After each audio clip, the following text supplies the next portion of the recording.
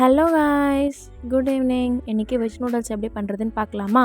First ஒரு பாத்திரத்தில் தண்ணி வச்சுருங்க.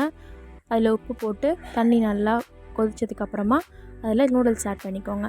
நூடுல்ஸ் வந்து ரொம்ப வெந்துடக்கூடாது, கொஞ்சம் அரவேக்காட்லேயே எடுத்துக்கோங்க. ஏன்னா நூடுல்ஸ் ரொம்ப சாஃப்டாக இருக்கிறதுனால சீக்கிரமாக வெந்துடும். அதனால் கொஞ்சம் அரவேக்காட்லேயே எடுத்து வச்சுக்கோங்க. எடுத்து ஆயில் போட்டு நல்லா இது பண்ணி ஃபேன் காற்றுல ஆற வச்சுருங்க. அது நல்லா ஆறிட்ட ஒரு பக்கம். அதுக்கப்புறம் நம்ம காய்கறி கட் பண்ணி வச்சுக்கணும். காய்கறி வந்து நான் இன்றைக்கி வந்து என்னென்ன ஆட் பண்ண போகிறேன்னா, கேரட், பீன்ஸ், கேப்சிகம் இது 3 தான் ஆட் பண்ண போகிறேன். என்கிட்ட அதான் இருக்குது இப்போதைக்கு, நான் அதை ஆட் பண்ணுறேன். ஃபஸ்ட்டு பேனில் எண்ணெய் ஊற்றிக்கோங்க. அதில் வெங்காயம், பச்சை மிளகா 2த்தையும் ஆட் பண்ணிக்கோங்க. நான் கடுகு இந்த மாதிரி எதுவும் போட மாட்டேன். நான் வெறும் அப்படியே எண்ணெயில் வெங்காயம், பச்சை மிளகா டைரெக்டாக ஆட் பண்ணிவிடுவேன். ஆட் பண்ணி நல்லா வதக்கிக்கோங்க. நல்லா வதங்கினதுக்கப்புறமா கேரட், பீன்ஸ் வந்து நீல வாக்கில் அரிஞ்சு வச்சுருக்கேன், அதை ஆட் பண்ணிக்கோங்க. கொஞ்சம் கருவேப்பிலையும் ஆட் பண்ணிக்கோங்க. வெங்காயத்துலேயும் ஆட் பண்ணிக்கோங்க. அதுக்கப்புறம் கேரட், பீன்ஸ் 2த்தையும் ஆட் பண்ணி நல்லா வதங்கணும். கேரட், பீன்ஸ் வந்து கொஞ்சம் ஹார்டாக இருக்கிற காய் அப்படின்றதுனால அது வெந்ததுக்கப்புறமா கேப்சிகம் ஆட் பண்ணிக்கோங்க. ஏன்னா கேப்சிகம் வந்து சீக்கிரமாக வெந்துடும். அதனால் என்னென்னா கேரட், பீன்ஸ் கொஞ்சம் நல்லா வெந்ததுக்கப்புறமா கேப்சிகம் ஆட் பண்ணிக்கோங்க. காய் வேகிறதுக்காக கொஞ்சம் உப்பு போட்டுக்கோங்க.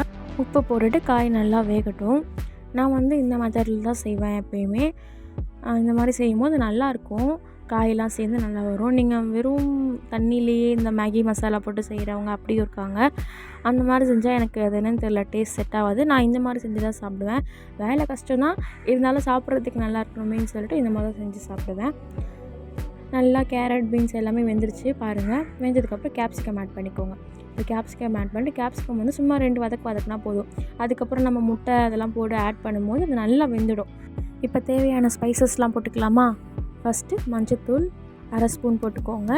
அதுக்கப்புறம் சில்லி பவுடர் போட்டுக்கோங்க. சில்லி பவுடர் வந்து காஷ்மீரி சில்லி பவுடர் போட்டுக்கோங்க. இல்லை உங்கள்கிட்ட நார்மல் சக்தி மசாலா என்ன இருக்கோ அது போட்டு ஆட் பண்ணிக்கோங்க. நான் வந்து காஷ்மீரி சில்லி பவுடர் போட்டிருக்கேன், கொஞ்சம் கலராக இருக்கும் அப்படின்றதுக்காக அது போட்டிருக்கேன். அது போட்டுட்டு அப்புறமா மேகி மசாலா கடையில் கேட்டிங்கனாலே தருவாங்க, தனியாக மேகி மசாலான்னு விற்பாங்க. அது வாங்கி ஆட் பண்ணிக்கோங்க. இதுக்குன்னு ஏதாச்சும் பொரியல் செய்கிறதுக்குலாம் கூட நான் ஆட் பண்ணுவேன் எப்பயாச்சும்.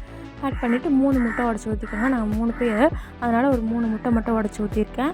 3 முட்டை உடச்சி ஊற்றிட்டு நல்லா கிளறிடுங்க. எனக்கு வந்து முட்டையை தனியாக வேக வச்சு போடுறது பிடிக்காது வதக்கி, அதனால் காயோடு சேர்த்து கிளறிடுவேன் எப்பயுமே.